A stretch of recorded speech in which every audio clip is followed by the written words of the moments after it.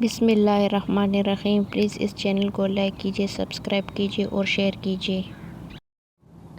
رسول اللہ صلی اللہ علیہ وسلم جب رات میں تہجد کے لیے کھڑے ہوتے تو یہ دعا پڑھتے، جس کا ترجمہ یہ ہے: اے میرے اللہ، ہر طرح کی تعریف تیرے ہی لیے زیبا ہے۔ تو آسمان اور زمین اور ان میں رہنے والے تمام مخلوق کا سنبھالنے والا ہے۔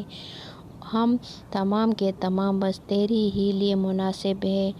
آسمان اور زمین اور ان کے تمام مخلوقات پر حکومت صرف تیرے ہی لیے ہے اور تعریف تیرے ہی لیے ہے۔ تو آسمان اور زمین کا نور ہے اور تعریف تیرے ہی لیے زیبا ہے۔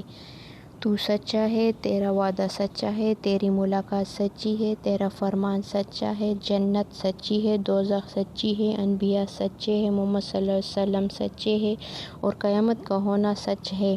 اے میرے اللہ، میں تیرا ہی فرمان بردار ہوں اور تجھ پر ایمان رکھتا ہوں، تجھ پر بھروسہ ہے، تیرے ہی طرف رجوع کرتا ہوں، تیرے ہی عطا کیے ہوئے دلائل کے ذریعے بحث کرتا ہوں، تجھ کو حاکم بناتا ہوں۔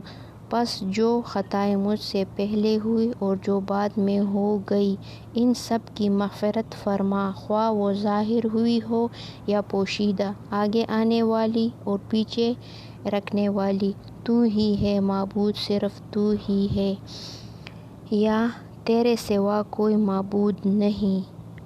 ابو سفیان نے بیان کیا کہ عبد الکریم ابو امیہ نے اس دعا میں یہ زیادتی کی ہے: لا حول ولا قوة الا باللہ۔ سفیان نے بیان کیا کہ سلیمان بن مسلم نے طاؤوس سے یہ حدیث سنی تھی۔ انہوں نے حضرت عبداللہ بن عباس رضی اللہ تعالیٰ عنہما سے اور انہوں نے نبی کریم صلی اللہ علیہ وسلم سے